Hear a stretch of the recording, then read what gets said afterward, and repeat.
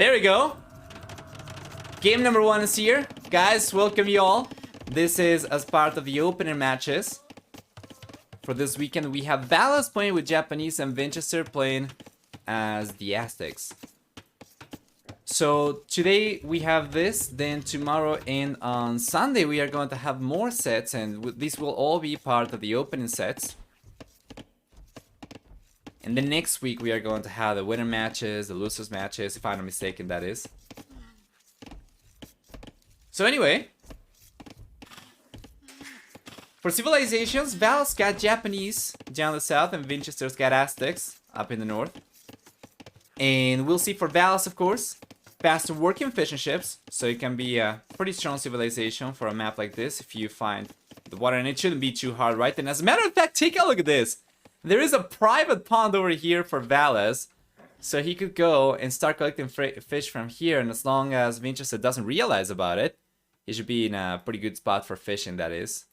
Wow. By the way, is the sound alright? The microphone is a little bit farther away from me today compared to yesterday, but my setup is a little bit more ergonomic, so I would prefer to keep it like this, but only if the audio is okay. If it sounds worse than yesterday, let me know. So for Vinchester, playing Aztecs, at the very least, is gonna have a civilization that gets pretty good economy, mainly for the villagers' ability of carrying extra resources for free. Nice.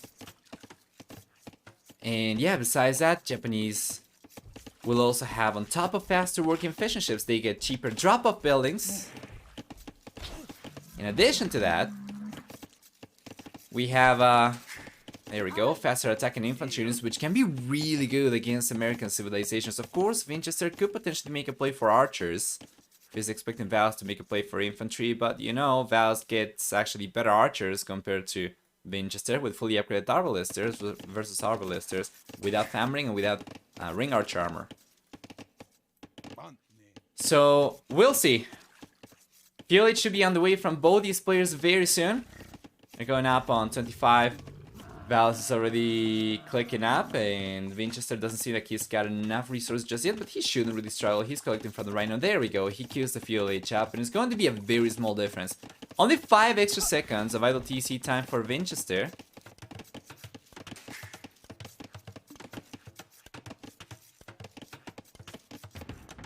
It's going to be a pretty similar uptime for both these guys.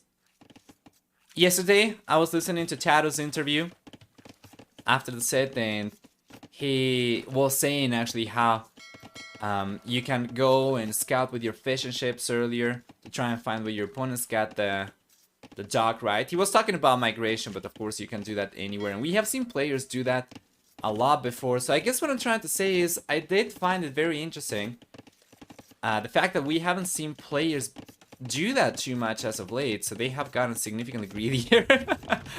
Because in the past, I remember that actually is something that we saw every time. On this map, well, there is no way for you to go wrong, so Valas doesn't really need to scout, especially if he knows that the island is connected to the edge of the map over here. He doesn't really, so he could try to go the left-hand side, but it wouldn't be a long journey because he would just run into a dead end over here and then he would sail the other way around. He wouldn't waste too much time. But for somebody like Vinchester, for instance, if he doesn't know... Okay, there we go. Now he finally finds where Valas is. There was a chance, of course, that he tries sending the fire galleys or the galleys over the left-hand side and spend a lot of time going towards the dead end. Instead, now he's most likely going to realize about the fishing ships being on the right-hand side, and we're going to see the fire galley coming out for Valas and for Vinchester. Both these guys know where to send these. Yeah, it's cool. We have the Men-at-Arms coming over here from Valas. 33% faster attacking now that he's got into the fuel H, and that's one villager dead from Vinchester. Good reaction over here, getting the walls up, but he's already lost the veil. Valas is looking good. The archer range only now comes up from Vinchester, but Valas is going to try and go after the villager, of course. the villager will get the walls up over here, and that was a very nice trap attempt. I think we might see actually the units get trapped over here in the end. Just need one palisade between the stump and the house over there for these units to be completely trapped. But the villager is still exposed though. Even if the scouts on fairly low HP, this is going to be enough, I think. Take a look at that. This is so good. That's another villager going down from Vinchester, and another one just as he loses the scout. At the last second, he almost manages to get through the house, but he's going to do it in the end, though the house is actually losing more HP than it's being repaired for by the villager. So this archer, yeah, if he cannot take a man-at-arms down right away, the house crumbles, and that's another villager going down, and that is so close. That is such a nice quick wall for Vinchester, but unfortunately, the red player's been taking a lot of losses. 3 villagers down the gutter already.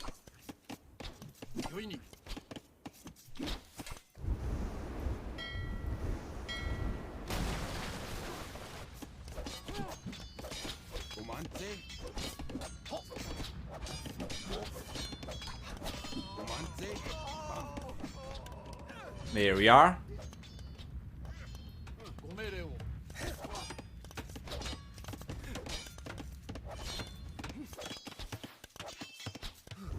Up in the north.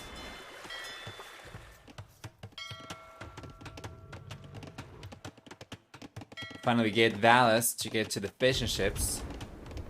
Vinchester most likely will end up losing all of this. Well, if we take a look at the south, Vinchester starting to put some pressure with skirmishers only now.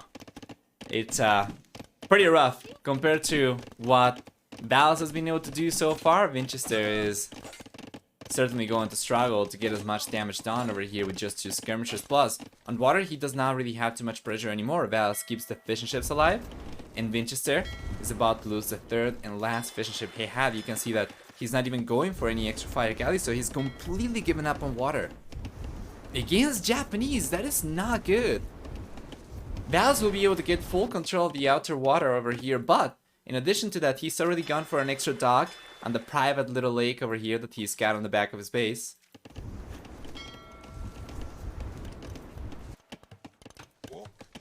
There we go. We have more skirmishers coming over from Vinchester. Well, it doesn't seem like it's going to work, right? Then Valas could go potentially for a few men-at-arms and he should be fine. There is only 1 archer over here from Vinchester, and then the rest is going to be skirmishers and spearmen. He's got scouts and archers though, so he might not need men-at-arms. This army composition should be better on paper. He just needs to take care of the specific targets, the archer and the spearmen over here, and then the scouts will take care of the skirmishers. Regardless though, it seems like Valas is not interested in taking the engagement right now. It's kind of risky. You do need some good unit control in order to get the best out of it.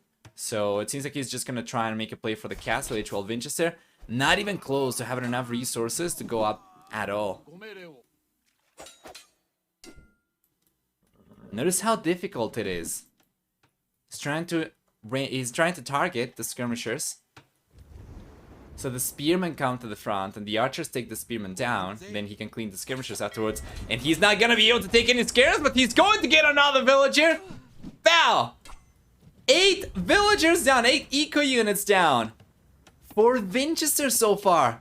This is incredibly good for Valas. Was gonna be on his way to the castle age so much earlier compared to Vinchester, with an economy that's so much stronger compared to Vinchester's. It's ridiculous.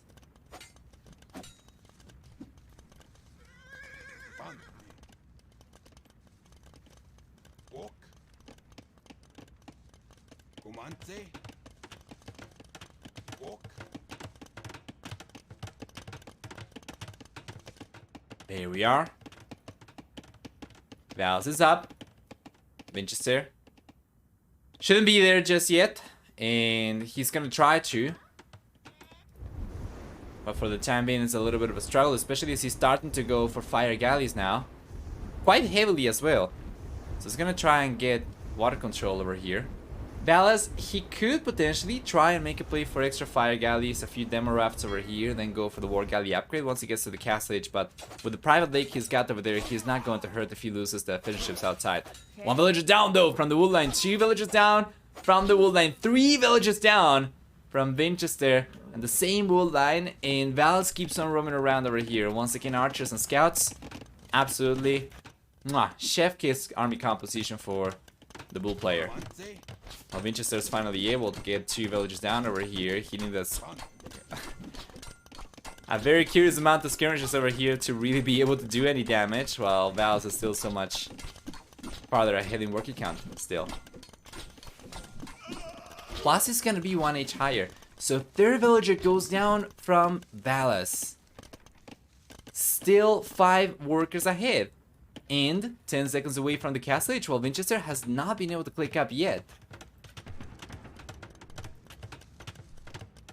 Second barracks on the way now for the red player as well. Doesn't seem like it's going to do too much as Valas is going for crossman and bulky arrow. These units will become significantly stronger, and they are already around Vinchester's base.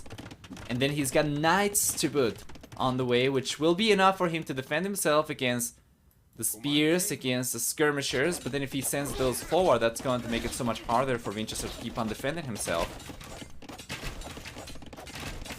So there we go, we have the crossman upgrade.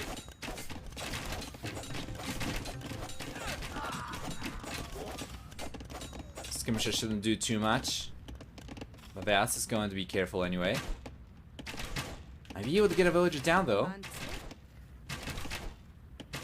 Almost. And Vinchester, the one thing that he's got going for him though, is he's going to get water control outside. Doesn't matter?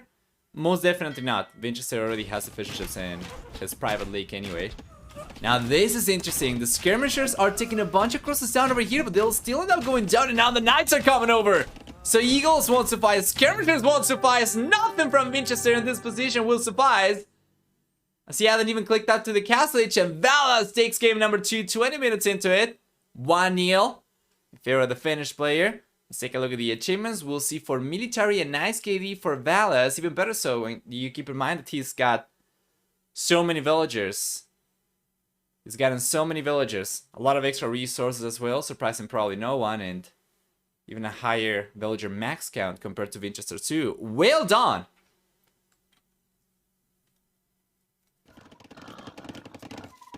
There we go! Yeah, sorry about the delay. I didn't realize I rambled on for so long. I guess time flies when you're complaining. Alright, Valas in color 1, Vinchester in color 2. We are going to keep this like this. We're going to go 2x and try to catch up. We are going to go back to 1x the moment we get some action, of course, but regardless. What do we get for game number 2? It's taking place in Yucatan, and we have Gujaras up in the north for Vinchester, and Valas got Hindustanis down the south. For this map, Yucatan, that's a very interesting pick. Gujaras will certainly be strong. You do get a crap ton of perdables over here. You can see that Valas has already managed to mass 12, and he's going for the mill, which is great. And yeah, so Valas is going to get the herdables over here, and Vinchester, sorry, on the other hand, he has gotten 6. So it was Valas collected 12. Vinchester has actually managed to get more. Confused the badges over there for a second, but yeah, Vinchester is actually going to be on more herdables compared to Valas. And Valas, being the awesome black forest player he is, he's going to lure 2 boars over here at the same time. That is not even the most that I have seen them lure at the same time, although it's actually a little bit easier, I would say, because they do run into each other. As long as you are within vision of a single boar, you're not going to lose either. And yeah, because they run into each other quite a lot, it's actually not that difficult, but it's nice to see regardless, every time.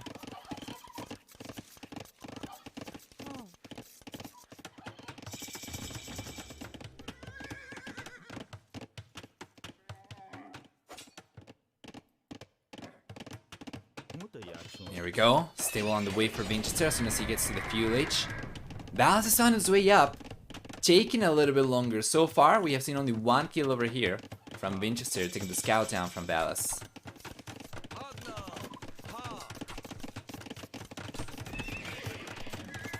Still on the way for the bull player as well. Took a little bit longer to get up. And yeah, this is a very interesting sim matchup for sure. Took a little bit longer to get up, but now he's there. And he's going up to the castle edge. He's fast castling while Vinchester doesn't have anywhere near enough resources to go up to the castle edge. He might have realized, he was paying attention to the score. He might have realized that Valas is on his way up as well. He has gotten all the turkeys already garrisoned. He's collecting a lot of hunting as well. So this is a beautiful map for playing like this. Full greed. Interestingly enough though, it's Valas the one who's going to go for the greedier approach over here, fast castling, without even completely walling himself. Just manages to get the quick walls up on time to prevent taking damage from Vinchester, but Vinchester has been collecting the most resources. He's got all the turkeys garrison as well, so he's gonna get a lot of extra food for free. What is the gather economy time so far? It's looking better for Vinchester by a little bit, but given the fact Valas has gotten already to the castle age, and he's got the stone steel, could potentially go for extra TCs before Vinchester ever gets to the castle age. This might be changing very soon in favor of Valas, of course, and we see the camels come out right now. Vinchester still in the fuel age, and Valas is looking very strong. He's got these camels coming out already. More on the way by the minute. He's got monks on the way over here as well. And Vinchester is gonna have to bail. He cannot really do anything against the camels from Valas anymore. These attack 25% faster, so even the spearmen over there should be going down pretty easily. And they will, and the scouts will, the archers will, everything's going to die over here from Vinchester, the camel scout as well. One camel goes down for Valas as well, but that's going to be worth it for sure. Loses one camel and cleans up, what is that, like 7 units, 8 units from Vinchester? That was really good. Plus, he can also replenish his military's HP over here as well.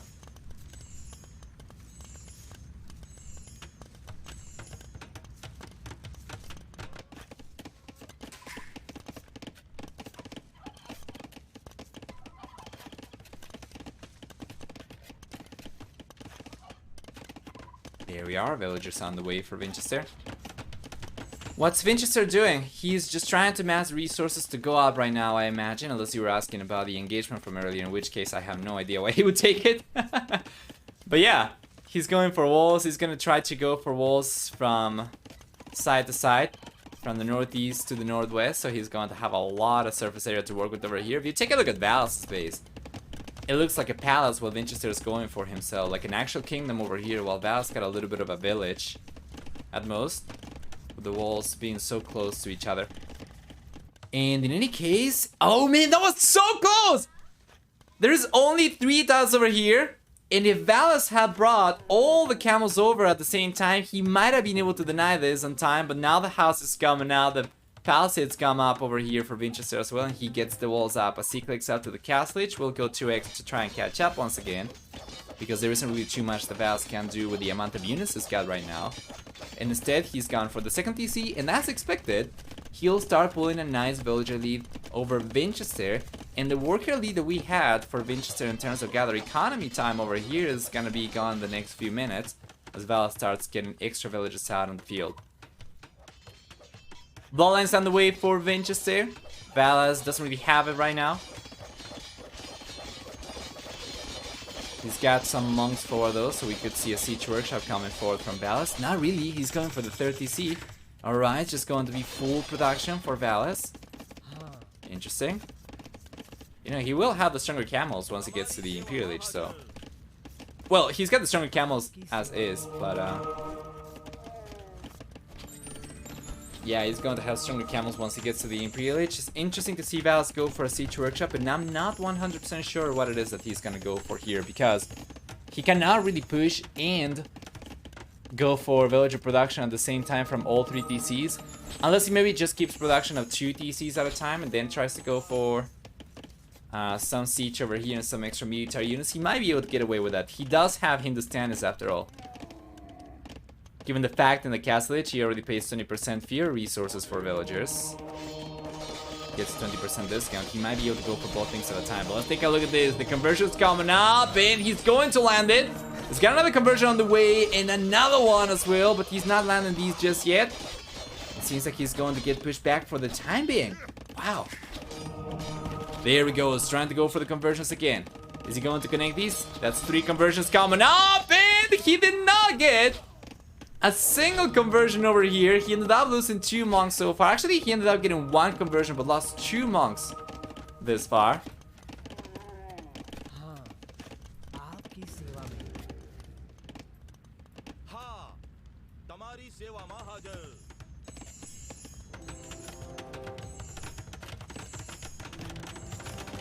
Yeah. Pretty awkward RNG for Valas. He does manage to get enough stone to get a castle up though, and Vinchester is going for the second TC only now. He's already behind by 22 workers. An insane amount. This castle, there is no denying it, and the mountain over there is going to get the archers down for sure. Okay, the archers end up bailing. The mountain is going to go down in the end. I think Valas would have been able to save it. But it doesn't matter. He's got such a lead right now that it might not make much of a difference anyway. 1 more mana, 1 less mana. He can go for another one if he needs to. He's got the economy to afford it. He's got the castle over here. We're gonna see Gulam come up.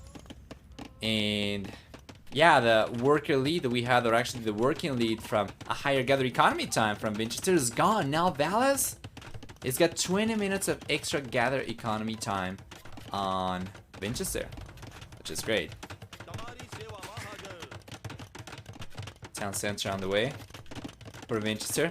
Playing catch up at this point, going for the 30C will only allow him to play catch up.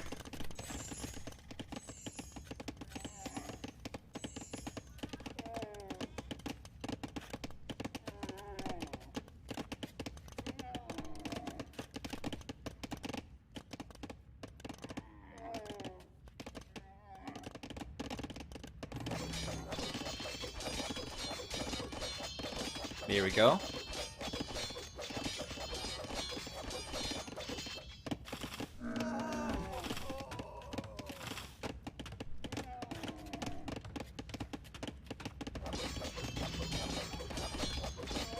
Yeah, so far, still looking incredible for Valas.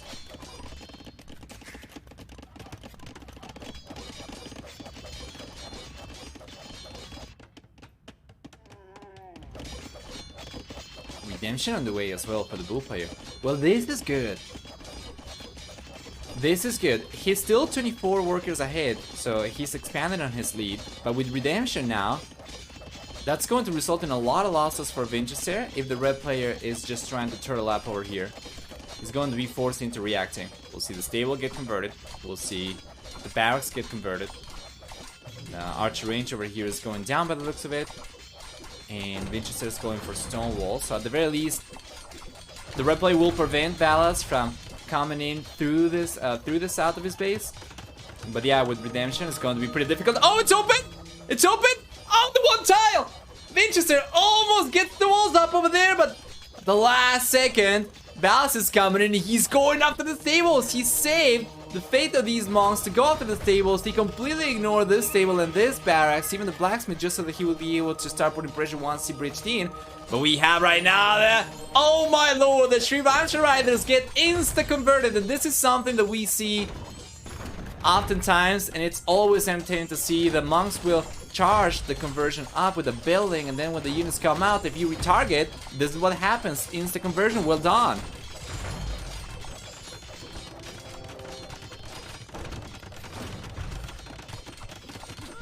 Fantastic position over here from Valas. He's got great momentum. He's got a good amount of Gulam units, and he's going for a forward castle as well. Honestly, he might have been able to get the castle up in front of Vinchester's castle.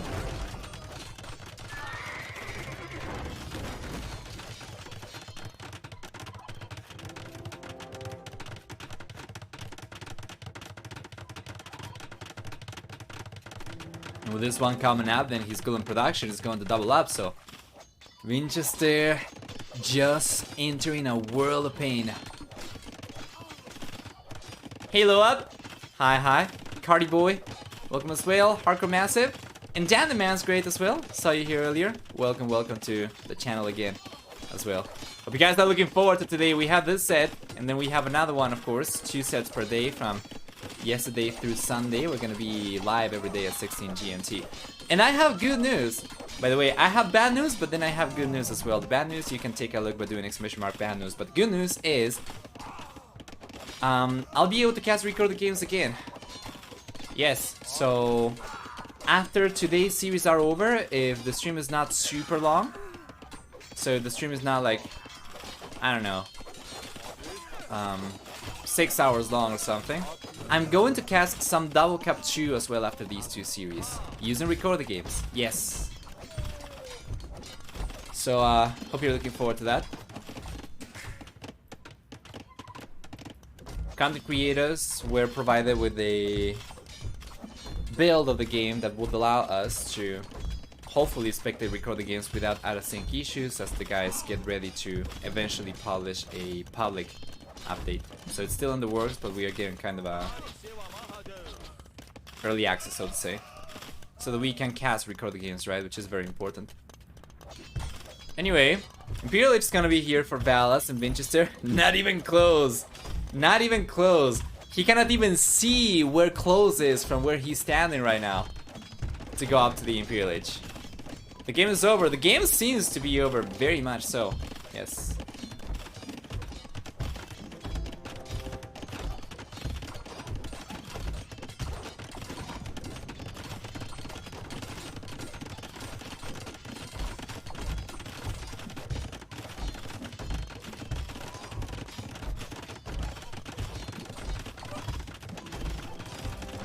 There we are with this castle coming up. Once Valas gets to the Imperial Age, he'll be able to go for 2 trips at a time. There is nothing that Vinchester can do right now. There we go.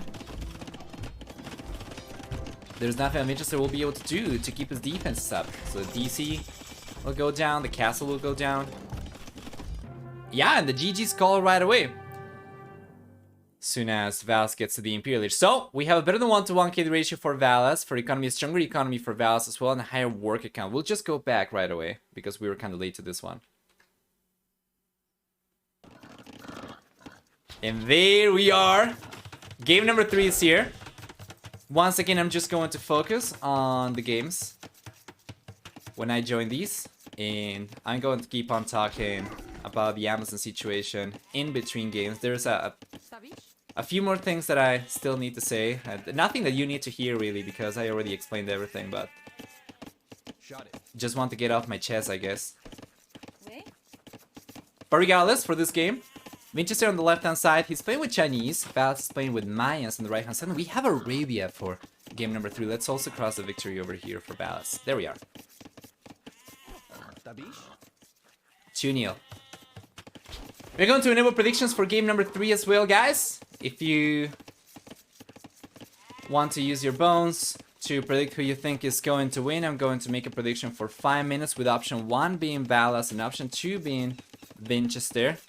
I know that Vinchester has had a little bit of a rough patch so far in the series. But the predictions are open still anyway, so who wins game number 3? Option 1 Valas, option 2 Vinchester. Keep in mind that Vinch is playing with Chinese this time around, so that is very nice. He does begin with extra villagers, and because he gets the extra villagers that you begin with on this game mode anyway, he is already able to queue villagers almost immediately after going for Loom. So you can take a look at Vinchester's idle TC time, and he's gone and gotten only 2 seconds of idle TC time, so he's got a 2 villager lead over Valas, which is remarkable. And we are live! Yes, we completely caught up! Beautiful. Which is definitely favoring Arabia? Well, you can put your bones where your mouth is, as nasty as that sounds. And yeah, use some channel points to predict who you think is going to win game number 3. Strong civilizations from both these players for sure. Strong players for this map on both sides of the map for sure. So yeah.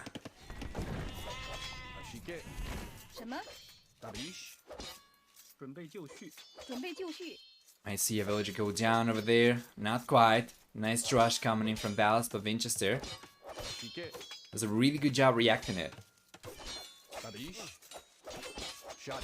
Reacting to it. 1 villager will still go down though. Probably shouldn't have happened from Vinchester over there. That's going to be yet another villager Valas has been able to get with militias, now men at arms in this series. But yeah, How did he manage to queue villages with Chinese? On Warlords, players begin with 9 villagers already.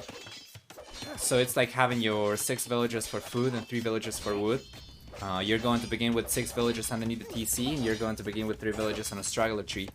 So you're able to get more resources in quicker compared to other game modes.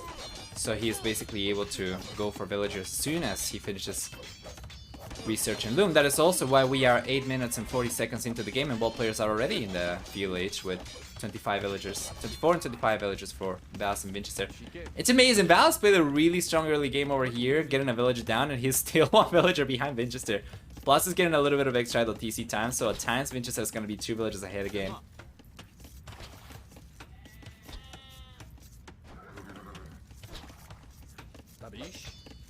Shot it. Ashike. Tabish. Shot it. Ashike. There we go. Tabish. Ashike. Shot it. Tabish. Shot it. Ashike. Shot it. Yeah, so far, Valas' pressure over here seems very strong. He's got some archers coming in, plus the Minotaurs. He should be able to hold on against skirmishers, at the very least for the time being. But of course, ideally he would want to get some extra units over here, because the Minotaurs will eventually go down to skirmishers even. And Valas would want to get his own skirms. He's not really going for any skirms though, he's going for Eagle Scouts, which is fine too. Eagle Scouts are going to be the analog of Scout Cavalry for American civilization, so it's probably the best he can go for, besides skirms. But he's being pushed back. And Vinchester's still ahead by 3 workers right now. Valas has struggled to keep the TC working himself. There's a lot of idle TC time for the bull player. I think he might have just tried prioritizing getting units out as opposed to, you know. There we are. Going for villagers.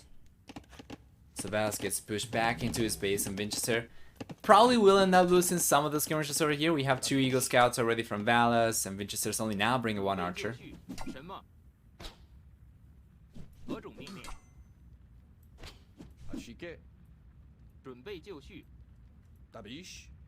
Shot it. Tabish.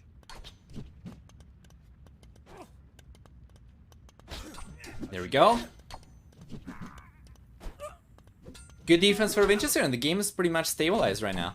It's gonna be pretty uneventful, and both these players will push for the castle age. Now Vinchester, with the stronger economy that he's got, should be able to, on paper, go up a little bit sooner. But Valas, interestingly enough, has not really fallen behind too much. You can see it's only a few minutes of extra gather economy time that Vinchester's gotten so far. So not too bad.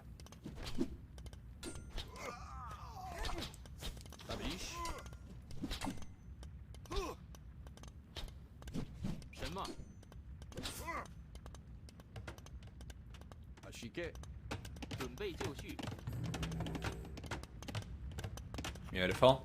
Archer range coming up for Vinchester. Second one.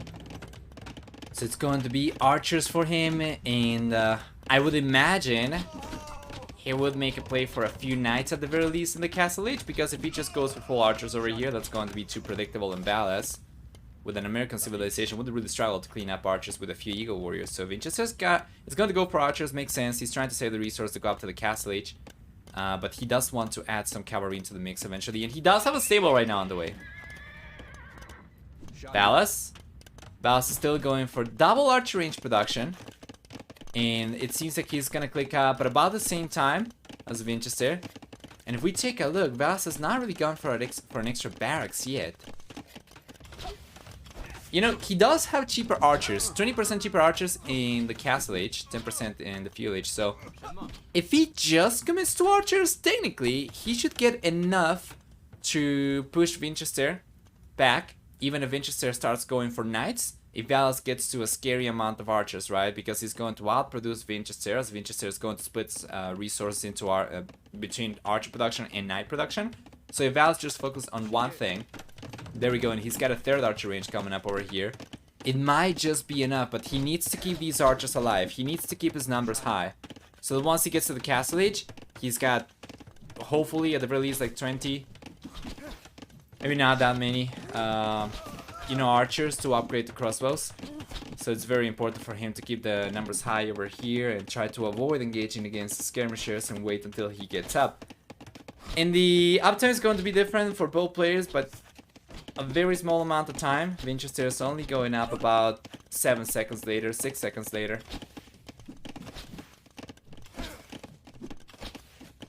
So what I'm wondering is, what will Vinchester go for? It seems like it's just going to be full cavalry. He's not really been producing too many extra military units in the field age. Archers or skirmishers, that is. Or scouts, for that matter, if he wanted to go for light cavalry. But just 6 archers, 6 skirmishers. He is going for a few more archers, so we will see balking arrow and crossbowmen.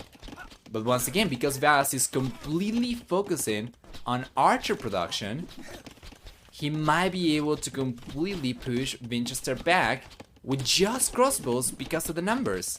Especially as Vinchester is not going for any extra skirmishers anymore. His own archers will not be anywhere near enough to fight Valas back, right? So we see the crossman upgrade coming up over here. Balking arrow already on the way for Valas. And the Vinchester on the other hand, he's got the crossman upgrade. He's got balking arrow. Elite skirmishers coming up. And no knights! No knights! Does Vinchester see the 3 ranges? No, he doesn't see this one. But no knights whatsoever from Vinchester, so he's just going for skirms and crossbows, but he loses all the skirmishers. Now Valas got 11 crossbows left. That is not a huge amount, to be fair. Vinchester's got the elite skirmisher upgrade now, so he can start going for some of these. But Valas is looking great.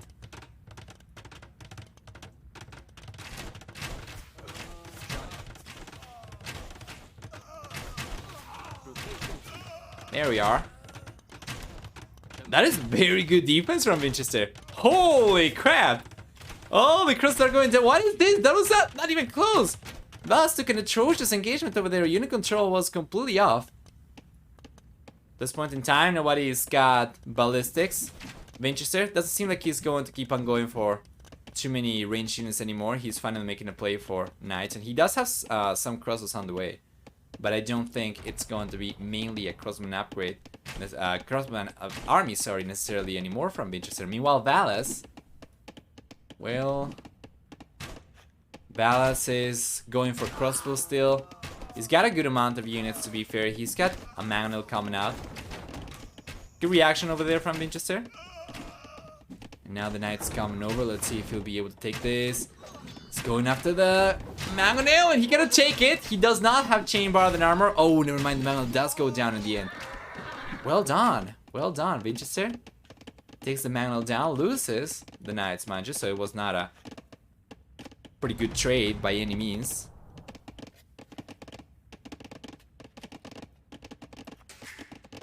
Second TC is coming out for Valas. Well, Vinchester already had the second TC, and he's going for the third TC already.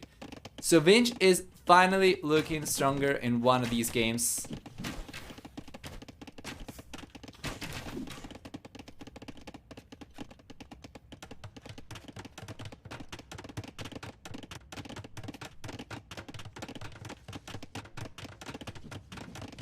Shot it.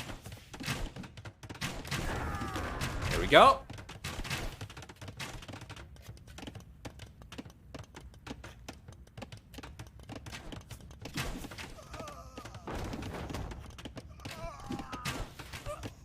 Beautiful. Beautiful push from Valas. Taking the skirmishers down, denying the siege workshop. And Vinchester, well, Vinchester's got some crossbows coming forward himself as well, so we'll see who can deal the most damage with their units. So far, Valas has been the only player who's been able to get villagers down. In any case, even if Vinchester is ahead in worker count still. Let's take a look at the gather economy time. It's higher for Valas, wow. Despite Vinchester being ahead in worker count. You know, wheelbarrows coming up for both players at about the same time. And Vinchester actually had poor scholar. Well, Valas didn't. So I do find it fairly surprising. Thank you so much for the raid. Osatinius, hopefully I'm saying that correctly. It's very much appreciated, and welcome you guys. We're in game number 3. Match point already between Vinchester and Valas for the opening set, for one of the opening sets from Warlords, the group stage.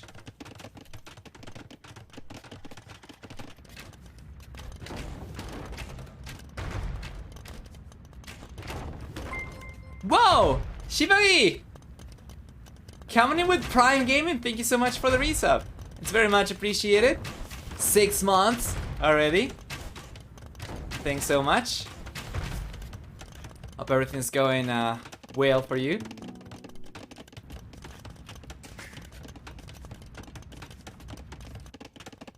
Vinchester should be able to hold. I think he should. I think he should be fine. Been a long time. It's been a long time indeed. Hope everything's going alright for you. It's always nice to see people returning to H. Oh, that was a good mango shot. That almost cleans up everything from Valas. Especially I found there. Oh, true. I hadn't realized about the badge. Nice. Bombarding armor is on the way now for Vinchester as well, so that's going to make these knights significantly stronger against archer units, much more resilient. Okay. Shot it.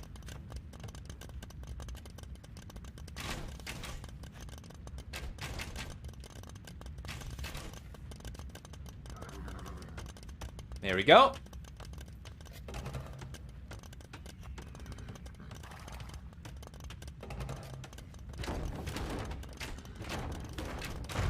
Man, that is a good shot from Vinchester, and Valas has been kind of struggling over here. That's another man that he loses, and Vinchester does not get here in time, but he does land a nice shot on Valas' units. The KD is favoring Vinchester so much. Valas' unit control has not been the best, true.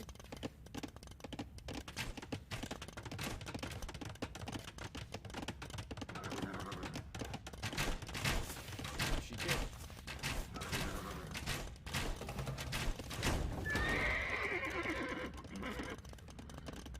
By the way, I have some extra news for you after this game. This is getting ridiculous. Anyway. Vinchester Mango on micro. It's been pretty good. This could be a juicy one, and that was not what I was expecting. Still, Valas ends up taking a lot of losses over there, and even though he managed to get the Mango down and the Knights down, I don't think that was necessarily cost effective for him. For as many units as Vinchester has lost, for as many pricey units Vinchester has lost between Magnums and Knights, he's actually been able to get a lot of extra crossbows from Valas, so I don't think the blue player even has been getting that cost-effective trades at all. Valas has lost 50,000 after this game, yeah. Absolutely. And Vinchester, well, with the castle, he'll be able to start going for two canoes. He already had the buildings to click out to the Imperial Lich, so he didn't need it for that. But it's also going to provide a fantastic stepping stone around which he'll be able to increase pressure against Valas. If Vinchester is as successful with the trades when going forward on the right hand side as he has been with his defense holding on against Valas, he should be in a pretty good spot. Now we see a market coming up, and it seems like Vinchester's going to try to rush the Imperial Lich. He doesn't have anywhere near enough resources to go up, by the way. Even if he sells all the stone and buys some wood. Some food, rather. But yeah, man, the shot over there was good. And so many... Oh, my lord! 4, 9, 11, 10? I think 10. I think that's 10 crossbows that went down over there. From Valas, and he was only able to get, what? 1 mangonel down?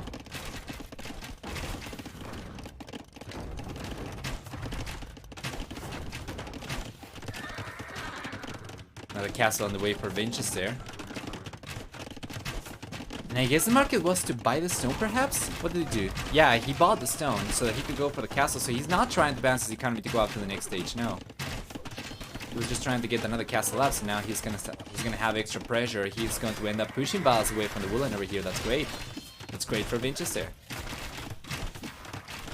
Should be over, certainly seems. Like that should be the case. Yeah, Valas calls a GG right there, and Vinchester gets finally a point in the series here, 31 minutes into it. Let's take a look at the achievements really quickly. and then go back and cross the civilizations. I hadn't done that before. So we have a 7 to 4k ratio for Vinchester. For economy, a stronger economy for Vinchester, collecting about 2,400 extra resources, while for society we have 107 villager max count for Vinchester. Let me take a look at the APM. Was Valas kind of lagging behind perhaps in terms of speed? Oh, a little bit. Shouldn't be by too much, but I guess this can make the difference between paying attention to one extra spot in the map and not paying attention to it.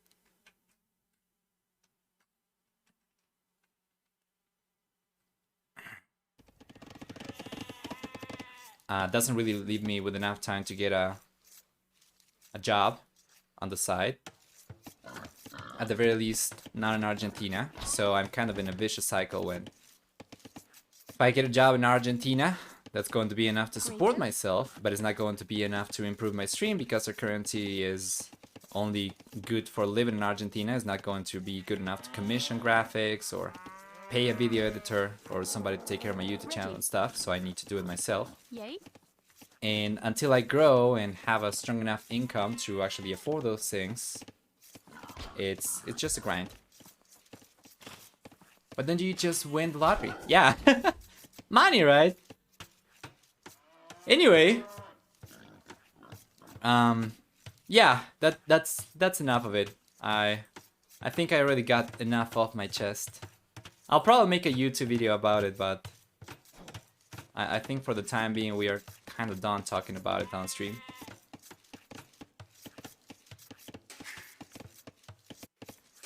Regardless, for game number 4, we have Valas playing with Bohemians, we have Vinchester playing with Britons on the left and right hand side, respectively. I think we're completely caught up, right?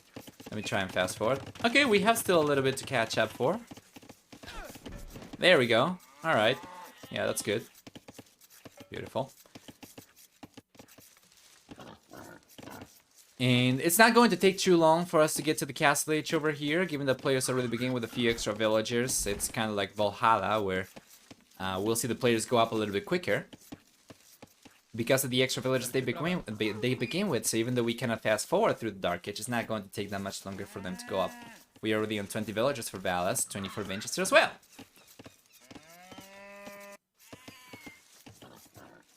Valas is open. Did he... Oh, true! There is a big gap on the left-hand side for Valas. Interesting. Well, this seems to be a bug map generation. Admin read. I imagine they would probably be able to call it, but probably it's too late right now. Anyway, I would imagine Valas is going to realize about it. Did he delete that? I don't think so. Let me go back and take a look. Oh, he deleted that. Never mind.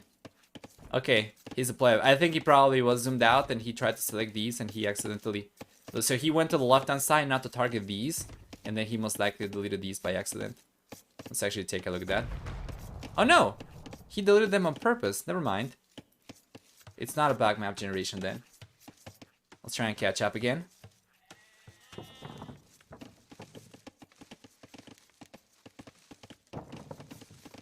But anyway, Bohemians versus Britons. This is an interesting one. Bohemians are an extremely strong civilization on this map. Britons are good, don't get me wrong, but I don't think they are considered quite as highly as Bohemians. I think Bohemians are like S tier. I think Britons are not quite as high, so... Let's see what we get. Just letting some air in. Yeah, apparently the gates are not letting enough area in over here.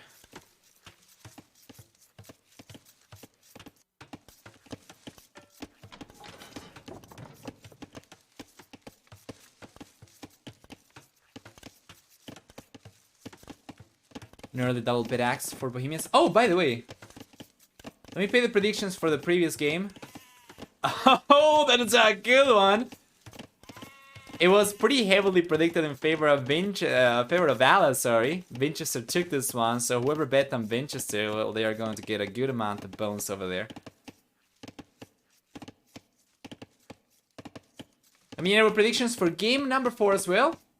Now that Vinchester's got a game under his belt, I would imagine we are going to get some more even predictions. So for 5 minutes, you can predict for Valas as option 1, or for Vinchester as option 2, for who you think is going to win game number 4. And until we get there, most likely the Castle Age is going to be here already. We'll see the players try to make a play for Monks. Hey Daniela, hi. Welcome to the stream. First time message right there. Still is on the way for Valas, and he should have a blacksmith. There we go. So it's going to be scout production for him, so he can get some map presence, some military presence around the map control, and potentially go and collect the relics. Meanwhile, Vinchester is going for the exact same thing. Both these guys going straight into scouts right away. As a matter of fact, Vinchester will have a little bit of a head start to it, as he queues the scouts a little bit earlier compared to Valas, and Valas instead, well, he's going up to the Castle Age a little bit later with 1 extra villager, so his economy is going to be a little bit stronger. And he ends up trading a lot of HP on his scout over here. So he's got to be careful. He's got to wait until he gets enough scouts out himself before he is even able to consider taking an engagement against Vinchester. So by the looks of it, Vinch is going to be in a much better position in terms of map control. And this is actually giving me kind of anxiety a little bit. Valas is not re-walling that up. Good to see you here. Thank you. Hope you're looking forward to the stream today. After the series, we're going to have another one, of course, 2 series per day until Sunday. And once again, if the stream today is not too long for the first 2 sets, we are going to have an additional set coming up from Double Cup 3 that was played earlier today at 3 AM GMT. I'm going to also try and test a special build for content creators that contains a potential fix for the out of sync issues on Record the Game. So hopefully, if it works, we'll be able to cover the set and we'll be able to cover all the games without any issues. Imagine Vinch gets in with 3 scouts later. Yeah, that could be really, really bad.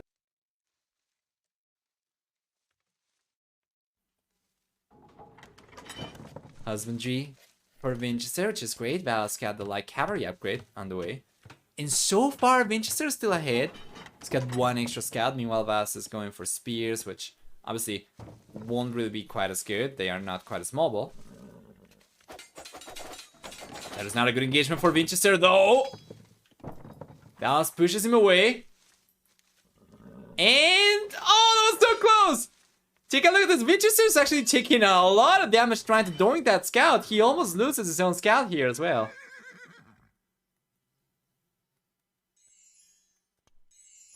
I want to see 45 walls.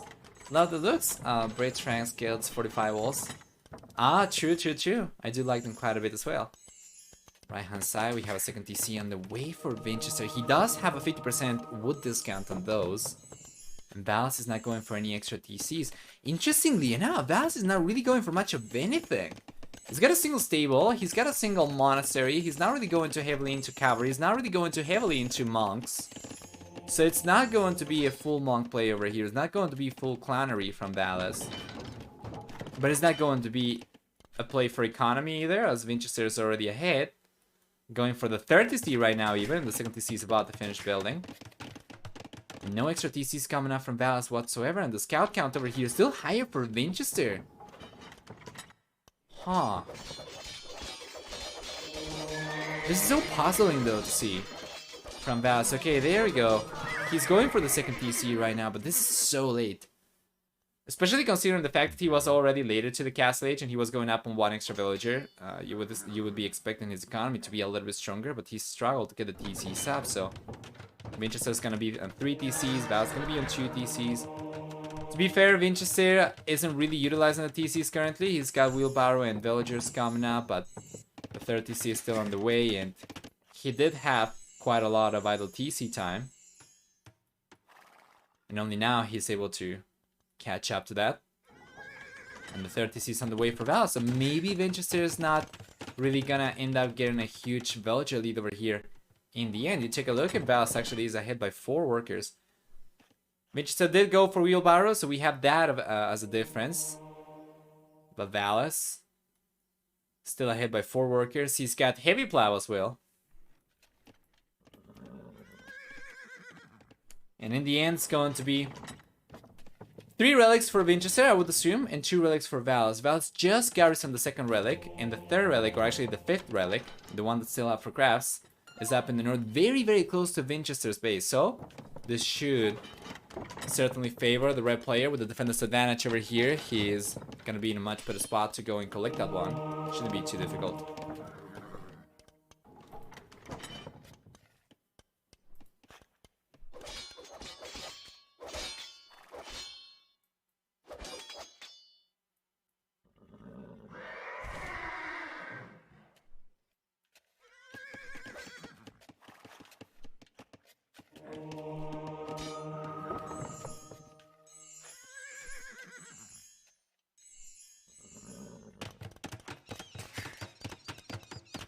TC on the way for Valas now as well. Wow. So he was late to the extra TCs. He still got ahead in worker count. He's got willpower coming up right now, and it seems like he'll still be ahead in worker count even after researching it. He's got a 4 TC on the way, so his economy will be stronger in the end. And this is not really what I was expecting at all when I saw Vinchester be the first player to go for extra economy. Valas seems like he's gonna be in a better position, and you know, the longer we get into the game over here, the harder it's going to be for Vinchester. Valas is going to have a fantastic civilization for later stages of the game. Although, to be fair, I guess a big reason for the late game power for Bohemians is going to be the Hovnitsa and Vinchester. Vinchester, I guess, with Britons, if he plays his cards right and gets enough long range archers out, he might be able to hold on against that, but it's kind of similar to what we saw before with, what was it? It was Britons. It was a 1v1 Black Forest game. It was Britons versus, was it Mongols? Was it Celts? What was it? I don't actually remember what civilization it was, but it was a civilization with siege onagers, right? So yes, the Britons will, on paper, take down the onagers down. They do have significantly longer range, but it's kind of a high risk scenario. Because let's check. There we go.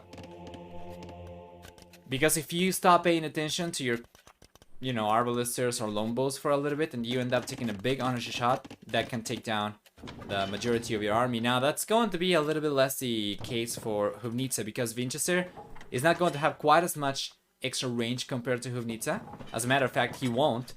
Because with siege engineers, the Hovnitsa are going to outrange the longbows, so it's not going to be the same situation as with the onagers. But longbows can still take down, or even arbalesters can still take down the Hovnitsa. It's just that if they take a good shot, a juicy shot, they still end up losing a lot of numbers. So it's once again kind of like a high risk scenario for Britons, where they do have the extra range, but if you don't pay attention to your units at all times, you might end up getting punished anyway.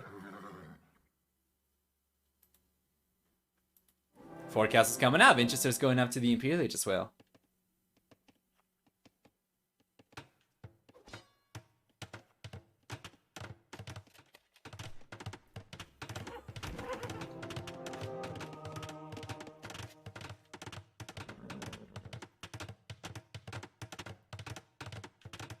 Match is over. Valas won already.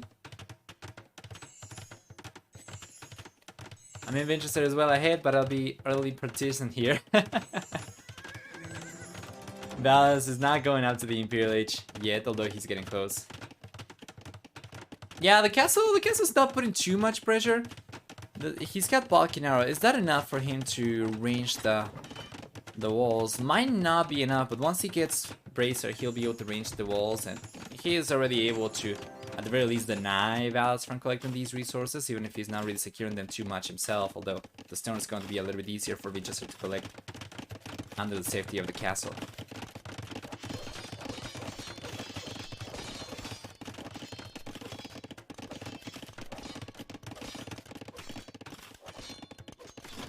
Really, just here, there we go. We have longbows coming out. Vinchester's got a trebuchet on the way. He still has a few longbows queued up, so he's not going for the treb right away yet. But he'll still get the trap out before Valas even gets to the Imperial, so that's good. And if Valas are able to go for a trebuchet himself, given the fact that he's got enough stone for a castle, we'll see a castle come up very soon. If he ever gets enough to go for a trebuchet, he's gonna be playing catching up against Vinchester, who's going to have at the very least 1 extra trebuchet compared to Valas. At the very least, probably more like 2 extra trebuchets. Another castle. This one is a little bit more aggressive. We have the Lombos over here to protect the villages against the threat of monks, against the threat of Magnals, and the Lombos can potentially put pressure. There we go, against the villagers over here. Try to deny the castle, or at the very least delay it. This could be good. The trebuchet is coming up already. There we go. It's going to range the castle foundation.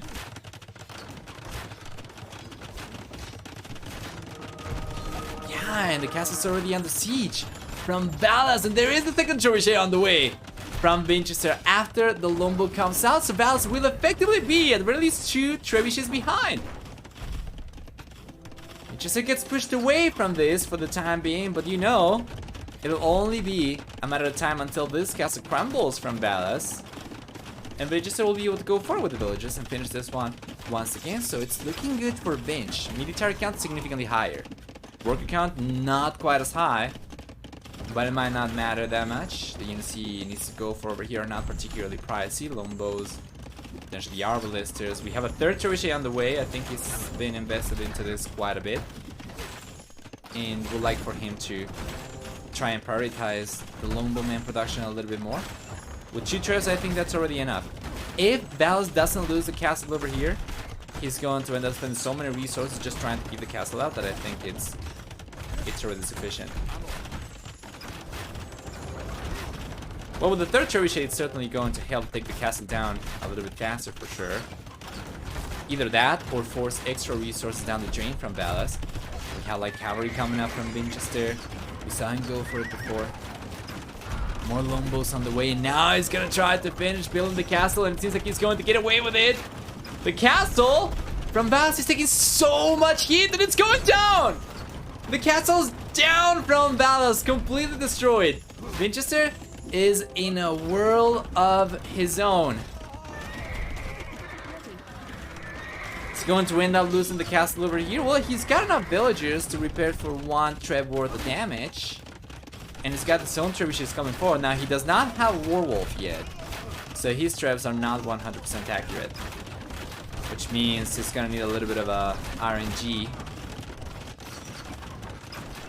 in order to take the treb down, but he's actually not even targeting the trebuchets, he's just targeting the PC, so he tries to strike Valas from his defenses.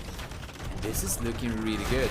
Vinchester just gotta go for something to target or to counter the skirmishes over here, because Lombos, obviously, they're not really going to go forward beyond the castle range because he's relying on the castle to provide protection against these units. The light cavalry, where are they? They're completely out of position. He needs more light cavalry over here so that he can go after the skirmishers, and then he'll be able to use the Lombos to take the villagers down. Still no ballistics, fair point, but he's just finished researching it. Was researching it probably as you were typing that.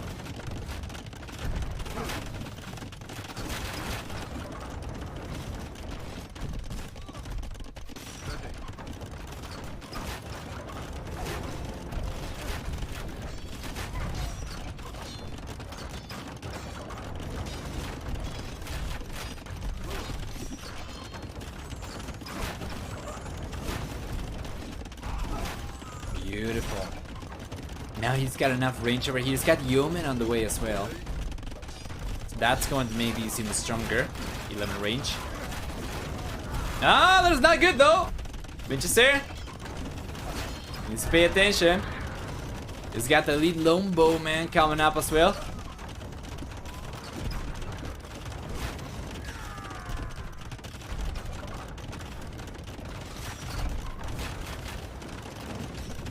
Here we are. Yeoman is here. 30 seconds for Elite Lombo. Still needs to make sure he does not lose these units for free.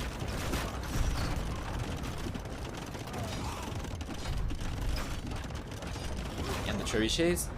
Still no werewolf. There is a pause in the game. Let me take a look to see who's pausing this. Vinchester needed to pause the game for a moment by the looks of it.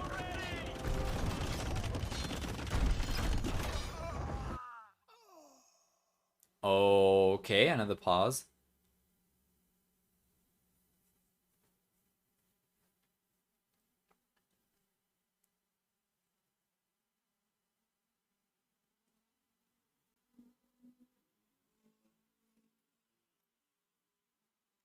Yay. Well, let me check. Oh.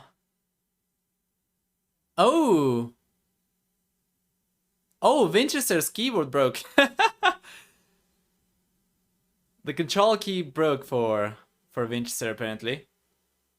I'm not really sure if he's going to switch it, if he's got a replacement, or what he's going to do. He's asking for a second over here. Okay, there we go. They're going to continue. Yes. All in mouse. Yeah, just hardcore. Full 2001.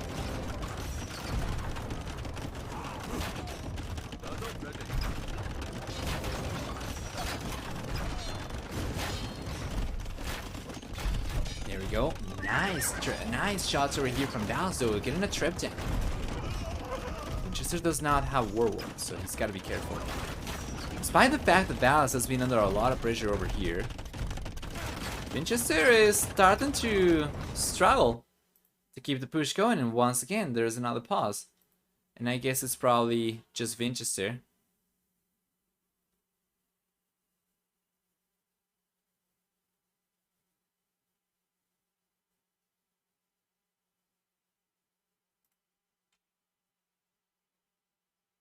Yeah. He's having issues right now, so technical difficulties are delaying the game.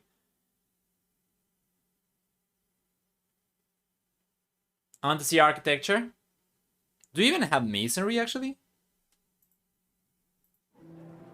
We don't even have masonry.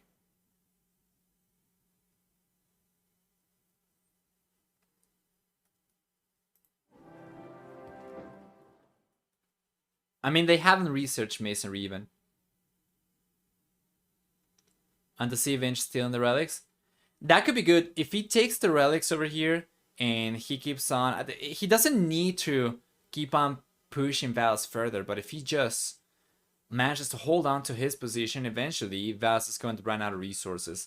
This gold that he's got forward, there we go, is about 250 gold left, and then this one on the back is about 2600. So there isn't really a lot of resources Valas got left. Meanwhile, Vinchester with all map control, with full map control, of course, he's got a much stronger position to go and keep on collecting extra resources around the map.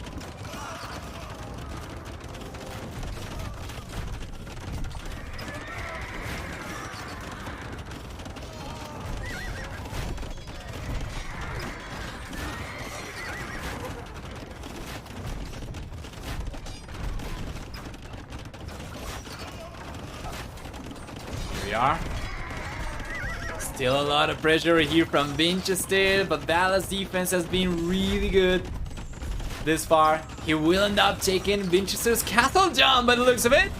Between both the trebuchets and bombard cannons over here, Valas shouldn't struggle too much. He goes and targets the castle with all 4 siege weapons. The castle crumbles, and it does! Vinchester's getting pushed back! It was going to be match point no matter what. From game 3 onwards over here after the first 2 games when Valas' favored, but now game 4 he's starting to look a little bit better for the blue player. He's got a stronger population compared to Vinchester. Vinchester on the other hand lost all his momentum over there, ran out of steam. Valas will start pushing back. Mandatum. Yeah, and you know the bombard cannons over here, not even Vugnitsa, just bombard cannon have been so good for Valas so far.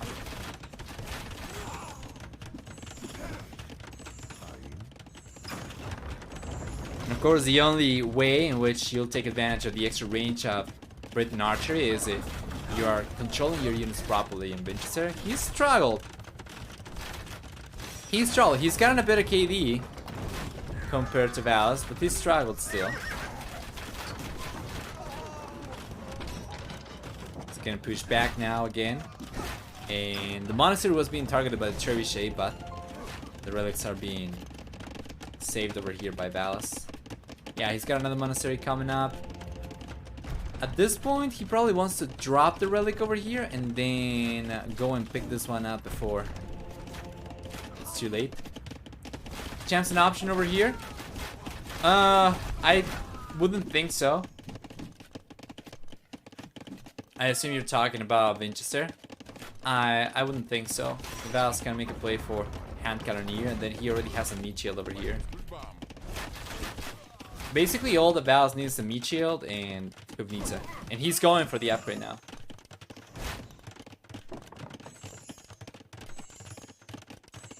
Conscription on the way now for Vinchester as well.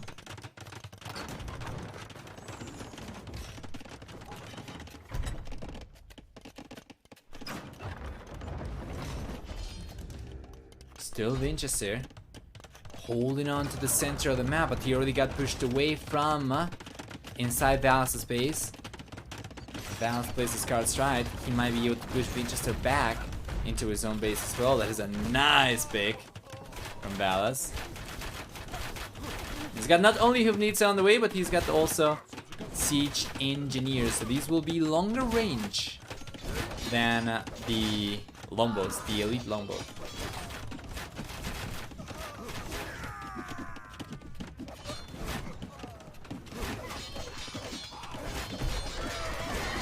Take a look, he's got it now, yes sir! And this is what I was talking about earlier. Hubnitsa versus Lombowmen. The Lombowmen are almost the same range as the Hubnitsa, but they do take a lot of damage over here if they end up taking a big shot.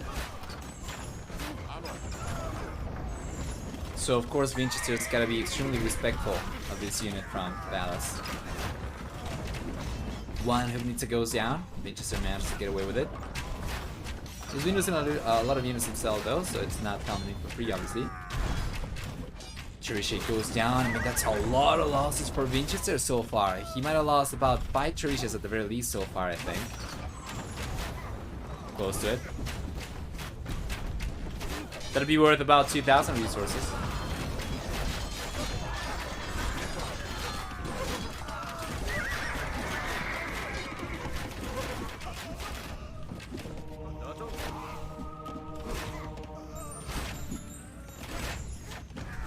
Nice job, this is what I'm talking about!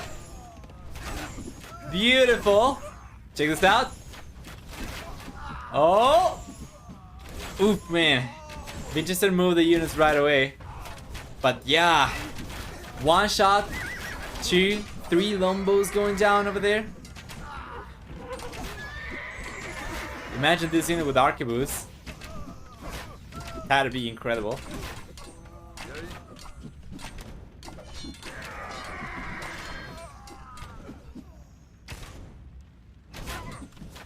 Oh man, a huge shot again! It doesn't seem like Vinchester can keep on going anymore. He's struggling. He's making a switch to champion right now, so he will try to go for it against the skirms. The halberdier over here, but once again, Valas, don't see he's got a meat shield. He can add hand cannoneer behind the lines over here and put himself in a pretty good spot. Yo, Gentleman's great. Thank you so much for the gift of subs. 5 gift of subs coming in. It's very much appreciated. Welcome, yes, Mooses, Mondo Bear, Waldom, Pineball, and Dove 117. Dude 117. As well, welcome you guys, and thank you so much for the gift of subs. Gentleman's great. It's a lot of support. That's going to be overall 42 gifted subs so far for the channel. Thank you so much.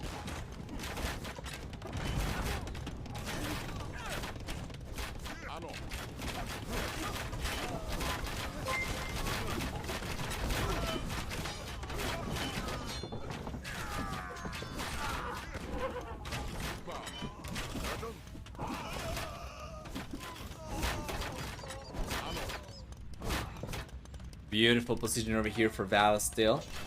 Although Vinchester is getting a heavy population overall, a lot of that's going to be extra workers, not military, so the army from Valas is still significantly stronger.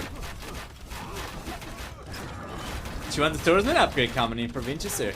He's not really being massing the units behind the front lines over here, so he won't really have too many champions to make use of.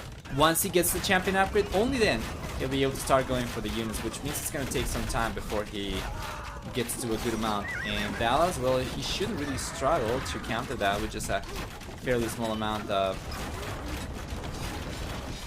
hand cannoneer, right? Oh, thank you for your sweet words as well. Appreciate it. Yeah, you see, it's things like this that I love from my job.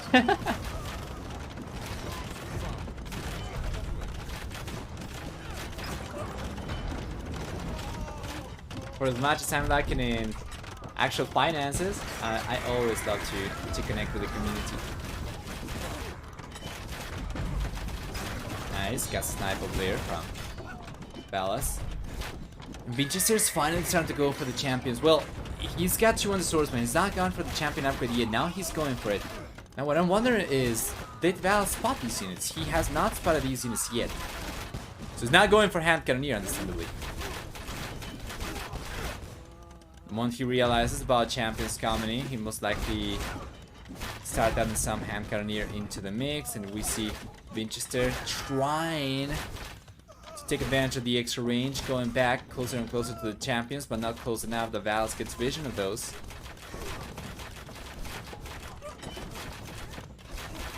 There we go. 200 swordsmen are coming in. He's got plate mail armor already. +3, +4. And the champion upgrade's on the way. And guess what? Valas immediately cues the hand cannoneer. That was a very swift response from the blue player. He's got 8 archer ranges to produce from. So in about a minute or so, he's already going to have what he needs to defend against the champions. And this is what I was talking about earlier. It's not too difficult for him to even counter this. And as long as he's got a meat shield, then the champions are going to struggle, of course. Because sure, the champions destroy a halberdier, but they need to get past a halberdier before they get to the hand cannoneer. Meanwhile, they're going to be taking damage from the hand cannoneer, bonus damage that is. So they'll get shredded. Torn down to smithereens. Yay. Meanwhile, Valas got some halberdier, putting pressure up in the north of Vinchester. Vinchester knows about this. He's going for an extra lumber camp, but he's not going to do anything about it. He just assumes it's going to take some time for the halberdier to get any damage done over here. So far, though, these halberdier have gotten 8 villagers. Vinchester's just sending some champion up the north. As expected, though, the champions over here are getting shredded by the hand cannoneer. The trebuchets stay up from Valas. The halberdier, the skirmishers are still up. This castle's going down very soon. In Vinchester, as we predicted some minutes ago, is getting pushed away from the center of the map as well. So Valas is taking this game back by force, holding on masterfully against the incredible push from earlier in the game from Vinchester.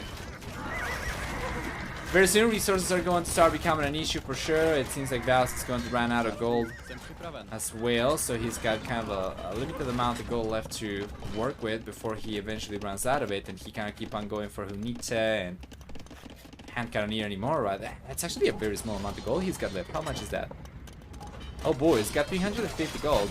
If he does not push Vinchester away from this one or this one on the left hand side, he won't be able to keep on going for more Hunite. And he's not done the best job at defending his units, to be fair. He's got 8 Huvnitsa queued up, but he's got only 1 left, and he had a lot before. So he's been taking a lot of losses over here.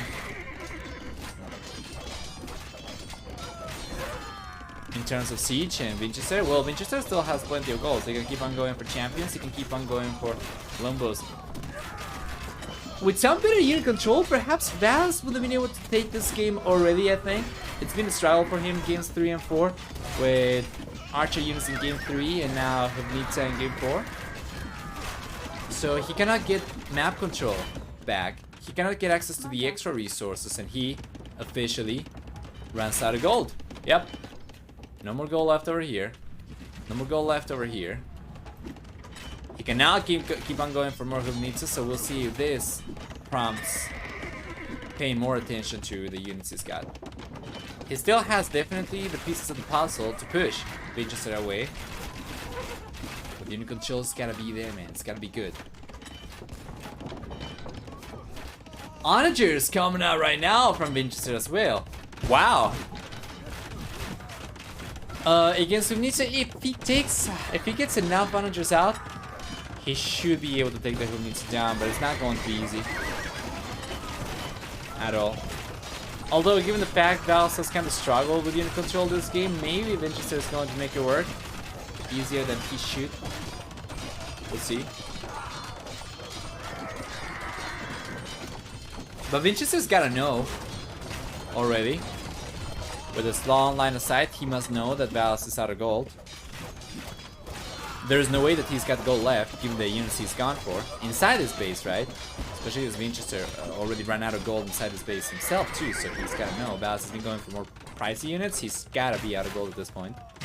So he's just playing the long game over here, just gonna try to starve Valas, so to say. Valas, he's going up to the north. We take a look at the bull player, he knows there is some gold over here, he doesn't know how much.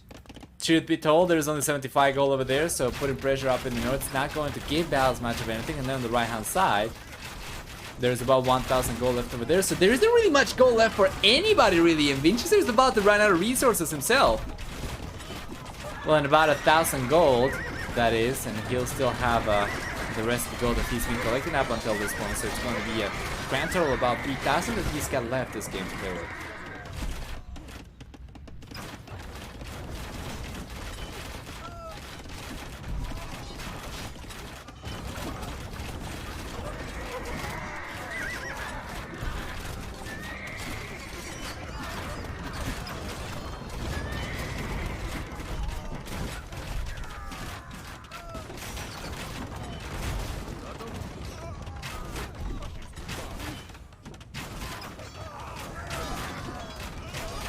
There you are.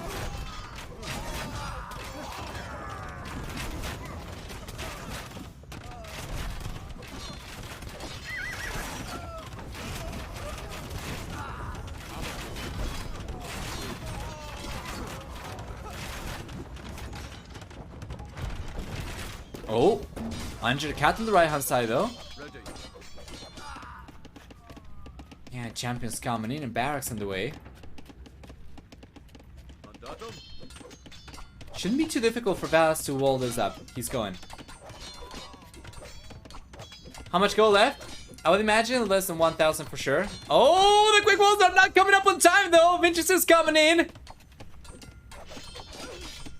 Champions are there and Valas is just going to sacrifice some villagers trying to get the walls up over there, but he's unable to do it. Regardless, Vinchester's got some onagers left anyway, so he would be able to keep on cutting. Wouldn't be too much of an issue for him, and the game is pretty even still. So we have about 600 gold left over there, no gold up in the north anymore, so that's the last bit of gold on the map. You can take a look at it. Just this one.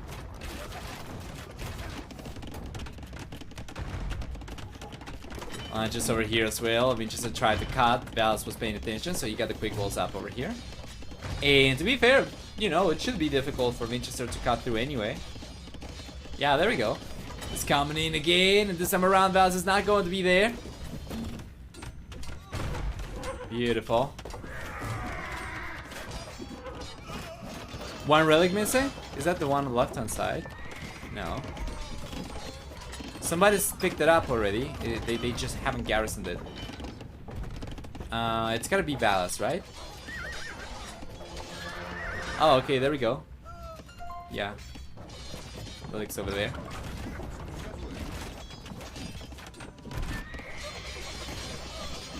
Beautiful play over here from Vinchester. Coming in with the champions. It's going to take a DC down. It seems like Onagers was the play. Sort of. I wasn't really expecting him to use it necessarily to cut through, but it's worked out pretty nicely so far, and It's going to take DC down over here. That's not to say that Valas is going to struggle. He still has extra DC on the left-hand side. Extra military units compared to Vinchester, and Vinchester is running out of gold himself very soon as well, because he already utilized most of the 2,000 gold he had left just a few minutes ago. He's effectively going to be out of gold in just a moment. He's just going to be able to go for champions utilizing relic gold, which is going to be very slow, of course. In time, hope I'll catch some of G5. Sure thing. Bon appetit indeed. Nice castle snipe over here from Vinchester though. Beautiful.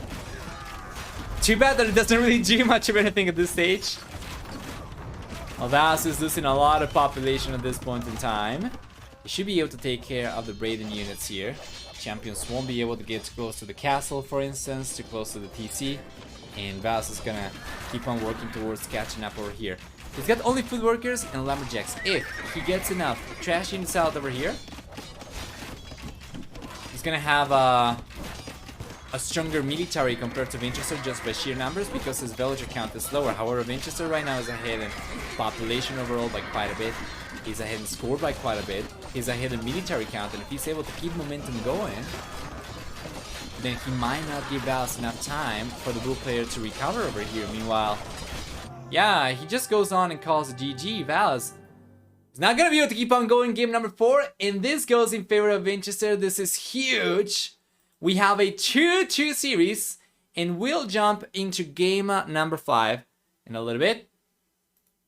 Taking a look at the achievements first, though, we'll see that Vinchester ended up getting a better than 5 to 4 kid ratio. Very close to 5 to actually very close to 5 to 4. It was better than 6 to 5 rather. Stronger economy for Valas as well, and for society. Higher villager max count for Vinchester. Well done. With the series equalized over here, we're gonna get a tiebreaker for game 5. Decider to see who moves on to the winners match and who moves on to the elimination match.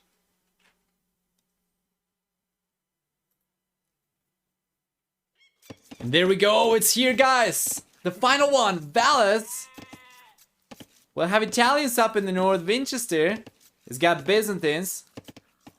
Down the south, we have islands for the final game of the series. This is quite something.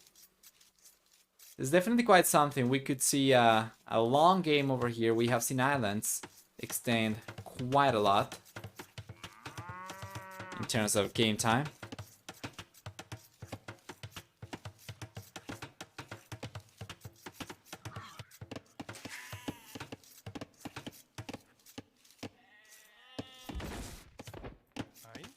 And it could be also the other way around. Perhaps. Who are we kidding? It's probably not going to be a quick one. Anyway. We probably do not really need to introduce civilizations too much over here. Suffice to say, both of these are great civilizations for water maps. For different reasons. And the Valas will, when facing Byzantines over here, is gonna have to make a play for standard galleys to get water control, which means that he either needs to go up faster or he needs to get extra talks out, and well, it's going to help his cause the fact that he saves resources on many things, from upgrades to fishing ships, as part of the civilization bonus. That's going to help a little bit. Meanwhile, Vinchester, well, Vinchester, of course, is gonna want to put pressure and prevent Valas to get to good numbers with galleys.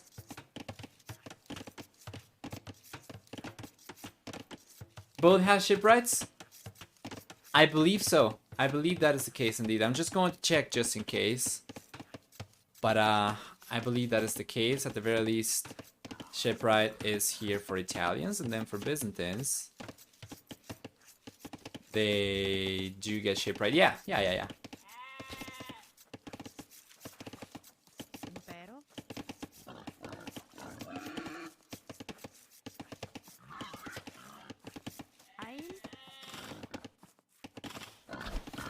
Beautiful. So far, so good. The game is looking neck and neck.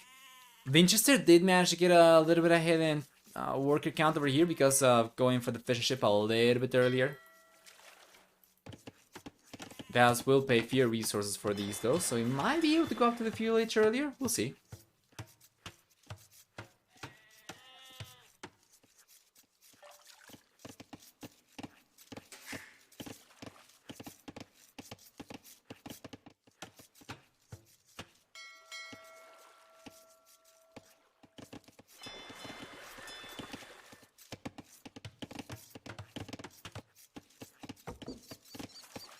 PLH should be on the way for Vinchester very soon for the Byzantines. So as expected, Valas does manage to click up a little bit sooner. It's not just a discount that he gets some fishing ships that helps going up faster, but also Italians getting a 15% discount to go up to the next stage. Helps quite a bit.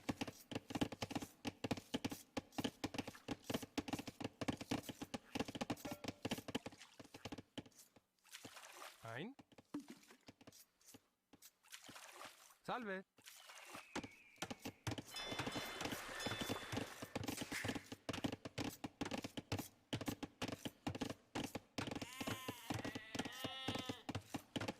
There we go, Valas is...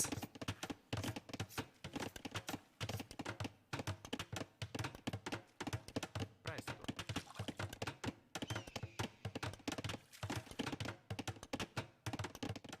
Is this Valas or Vinchester's map? This is Valas' map if I'm not mistaken. Let me take a look.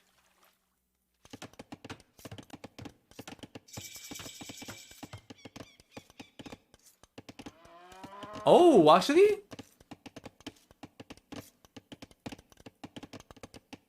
Hold on. This is Vinchester's map. This is Vinchester's map. Yes. Presto. Interestingly enough, Vinchester's not making a play for Victorious. Oh, the transport though from Vinchester! This is huge! He transported 2 villages over the right-hand side.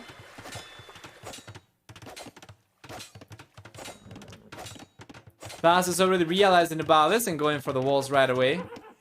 And what Vinchester's going for right now is an extra dog, so he'll have 2 dogs. Meanwhile, we should have 2 dogs for Valas already. Yes, he does. And he's going for standard galleys. This is what we were expecting to see. So Vinchester is going to start pumping fire galleys, which attack 25% faster from Byzantines. And Valas will want to get at the very least to 5, hopefully 6 or 7 even standard galleys before he's able to fight against Byzantine fire galleys. Ideally, at the very least 6. 7 would be even better for sure, but 5 against other civilizations would be okay, I guess, but against Byzantines it seems to me like it's probably a little bit too risky. Anyway, nice tower coming out from Vinchester and Valas. Valas knows about it. He's got the resources to go for a counter tower if he wanted to. Otherwise, he can just make a play for the left-hand side woodland. He already has a lumber camp over there, or he can go for an additional lumber camp towards the south. Yeah, and you know, Vinchester's doing a really good job over here, putting pressure. Pushing the fishing ships away from work from Valas. Meanwhile, Valas, he's roaming around with the galleys, but he's not found out the location of Vinchester's fishing ships. So Vinchester's looking strong over here. Is this going to be a reverse sweep? Can you imagine? Oh lord.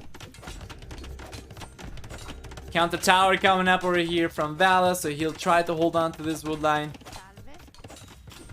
Good reaction. Vinchester gets the tower up over here, but it's unlikely to achieve too much with only 2 villagers garrisoned over here versus 5.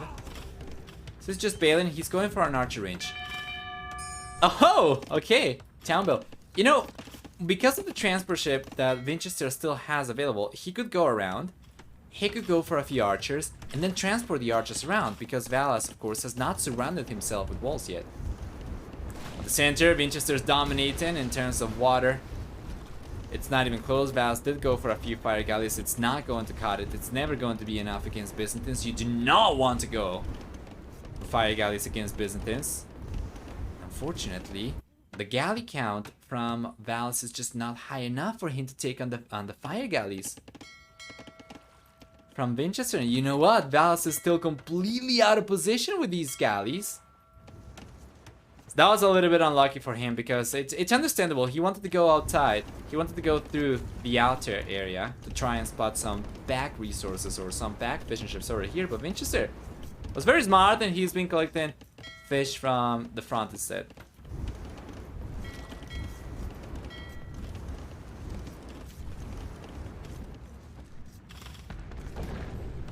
There we go, Archer's already on the way, and we'll see him first put pressure against the foragers and push these away from resources, and then eventually after he gets like, I would say at the very least 3. Ideally I would like for him to wait until he gets 5 or 6, perhaps even 7 archers before transporting them over, but he can only transport 5 at a time, I guess, so if he can get 3 to 4, that'll be good. 5 is the most he can transport at one given time.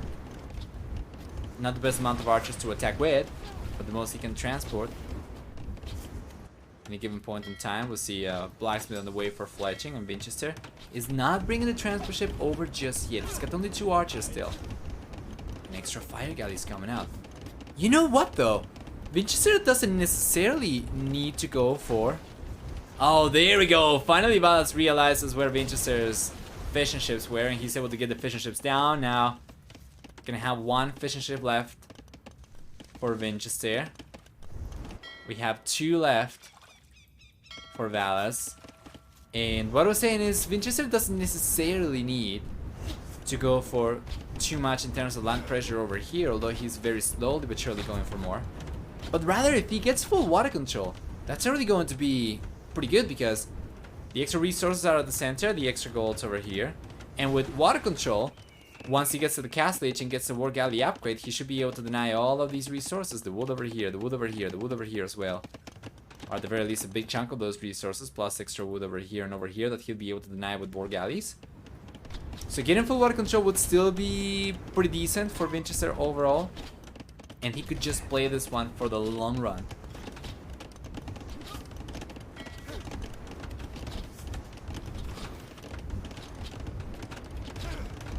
Castle Age on the way for Valas though. Vinchester should be on his way up very soon. Here he comes with the archers. Defensive tower is on the way from Valas. Vinchester realizes. Does he? He doesn't know. He's going to realize now. That'll be too late. The tower's coming out for sure. But he can still roam around. If he gets to the left hand side, for instance, he can push the villages away from stone. He can push the villages away from wood. And Vinch is looking great, yes. And it seems like we might be onto the first reverse sweep of the tournament. Well, we'll see. Game is still very much on. Valas is going to have a significant head start to the castle age, for instance. I'm not convinced he'll be able to do too much with it at this point in time, given that he doesn't really have any navy units to upgrade with the war galley upgrade. And he's already under pressure on land. He's going to end up losing a villager over here. It's so close though. Won't be able to get the vill. But he's going to keep on targeting more. He's going to try and take the scout down. He should be able to. He's got the fire galleys over here, so of course the scout cannot really do too much over there anymore. And Vinchester might end up getting a villager or 2 down here. Valas already has a resource to go for an extra tower, but he's trying to save the stone, I imagine, for a TC, and that's a villager going down from Valas. Incredible pressure from Vinchester. Valas gets to the castle age and goes for a knight right away. No TC coming up just yet. It'll be a good spot for the blue player to go for a TC, most likely, I would say, around here, in between the stone and the wood. He already has a tower to defend the gold. Yeah, and there we go. The knight's out. Well, Vinchester is gonna be in the castle age in about 20 seconds. Valas got the second TC. Okay, coming up on the left-hand side. In between both these woodlands. Both these woodlands could very well end up getting denied, by the way, from war galleys. In that TC, I'm not really sure with Balkan Arrow if war galleys would have enough range to target the TC, but it could be the case. Let's take a look. Nah, it's not enough. It's not enough. War galleys cannot reach it. Not even close, actually. Man, but Vinchester's presence around Valas' map is incredible. He's denying 1, 2 golds over here. Valas is going to have only this one down the south, partially protected by the tower. How much do we have left over here? It's got 4200 gold. And Vinchester, well, he gets to the castle age. And no extra TCs. No galley upgrade even. It's going for camels and monks.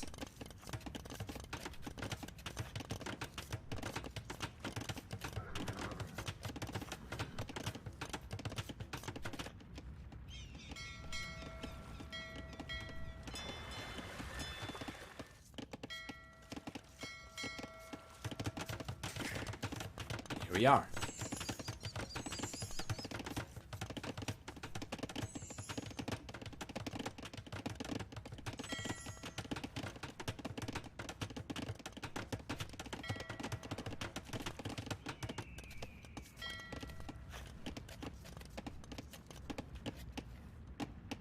Fantastic. Vinchester is gonna start putting pressure with the camels. And here he comes. Valas is kind of struggling even to keep the farms going. Husbandry's coming in. And no conversion from Valas. Man, Vinchester is just in a game of his own over here. Just watching Valas from 2 stories above, and Valas is not really able to react over here on time. He might be able to get a conversion over here, but he's losing a bunch of villagers. 4 villagers, additional villagers going down around the farms over there. We could see a monk go down over there, and the monk goes down too. And even though the camels get cleaned up for the most part, that's a lot of losses for Valas, not only in villager count, but also he ended up getting a lot of idle villager time. You take a look at the efficiency of his economy. The last minute, Valas has just completely crumbled under 50% of worker efficiency. And we take a look at gather economy time. Vinchester is ahead by 1 hour and 40 minutes compared to Valas. He does have a second and third TC on the way. Vinchester, that is. So there is nothing over here for Valas to do by the looks of it. He cannot come back on water. He does not have the resources to go for it. He cannot go for military. He does not have the units to go for anything against Vinchester. Just monks perhaps, but Vinchester has done a really good job going after the monks, and now he's even going to start going for a few scout cavalry units, so monks will be even harder to make work for Valas.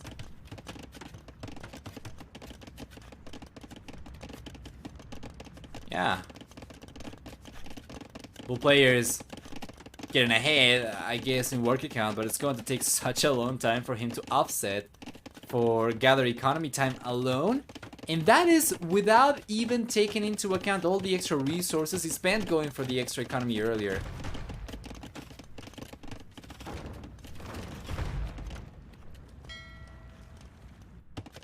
So it's going to be a lot more taxing on Valas' economy to go for the extra TCs and go for the extra farms and whatnot when he's going for it earlier compared to Vinchester, as Vinchester started going for it when he was already on a stronger economy and he was able to better sustain, or at the very least to better afford, more easily afford the extra infrastructure.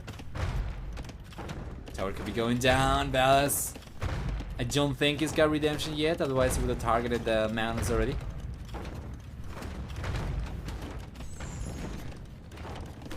Mana on the way for Valas. He loses a tower though. This is open. The camels are coming in. The scouts are coming in. And Vinchester is not targeting the monks yet. He's got Karinen coming up. And it seems like from this point onwards, just going to be slowly rolling downhill for Valas until eventually he gets suppressed enough to call the GG. But Vinchester, you know, if both these players play the game perfectly, Vinchester takes it, like no questions asked. So it's unfortunate for Valas to find himself in that awkward spot where he's kind of banking on Vinchester making mistakes over here, like poor unit control or something, in order to come back in the series. Valas got a lot of resources and he'll be able to go for the Imperial Age very soon. He's got almost enough resources to go for the castle as well. And Vinchester's got enough resources to go for a castle himself. And he's going to land the villagers! That's why he was going for Karinen. He's got 10 villagers getting the castle up over here down the south. This castle will target both these TCs and will push a significant portion of Valas' economy away. And the castle's coming out right now for Valas. He already got spotted though. If Vinchester had a few standard galleys, he would be able to at very least delay this, but still going to be good enough pressure with him, just with 3 fire galleys and the monk over here to push Valas away. And Imperial is on the way now from Vinchester as well. That's us up from Vinch.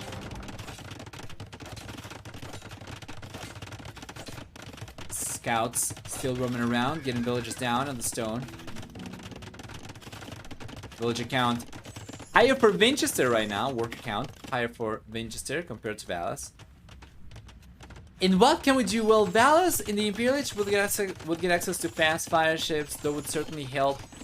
But given the amount of fire galleys that we have for Vinchester, and the fact that Valas has not even gone for the War Galley upgrade, it'll be too expensive for him to get into. He will need a bunch of docks, he would need a bunch of units. And he would need to go for War Galley before he goes for the fast fire ship upgrade. Well, Vinchester on the other hand, well... yeah, he's going for a few extra fire galleys over here, so he's going to go for the War Galley upgrade. Now he's got fire ships. And once he gets to the Imperial Age, he'll be able to go for fast fire ship and hold on to his water control.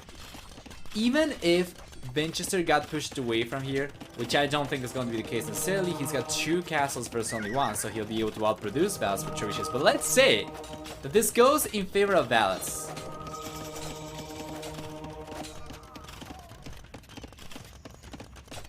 Vinchester will be able to go for chemistry, cannon galleon, and then he can take the castles down. He can take the TCs down.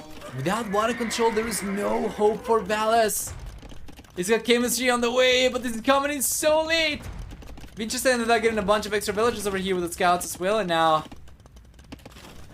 first trap is coming out for Valas as Vinchester is 10 seconds away from getting to the Imperial Age and going for 2 traps at a time. So it's going to be 2 traps for each player. The difference, of course, being that Vinchester is going to have only 1 castle to defend himself, while of course, Valas has 1 castle versus 2 over here. So Vinchester can lose one of the castles and he'll still be fine. Plus, there's the fact that these castles are forward from Vinchester, so even if he loses these, his economy, his base is not under any immediate pressure. While if Valas loses this castle, well, he's kind of out of fortifications. He's got just the 1 tower, which obviously will not survive too long against the trebuchet. And then it's just going to be TCs left.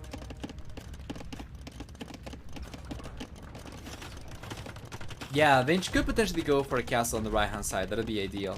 Valas is trying to make a play for these golds. Oh no, he's going for the wood. Alright. Description on the way from Vinchester.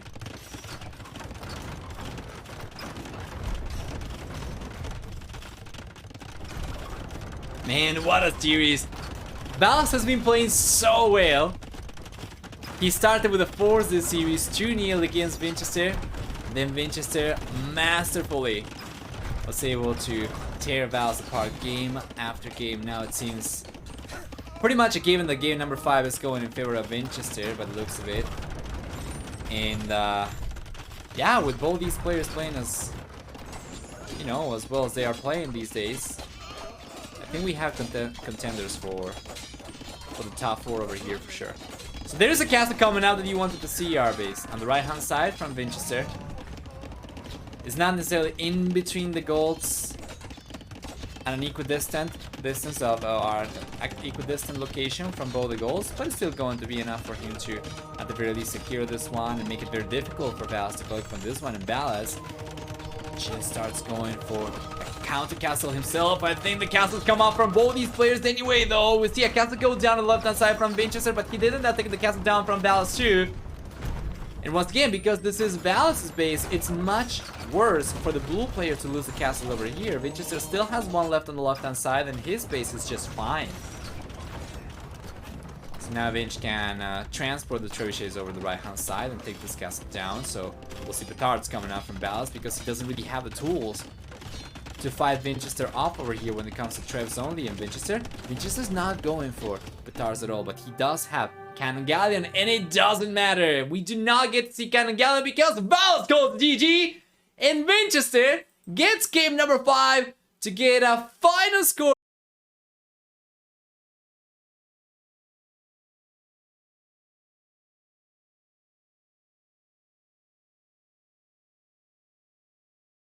Interview on Mim's channel as well.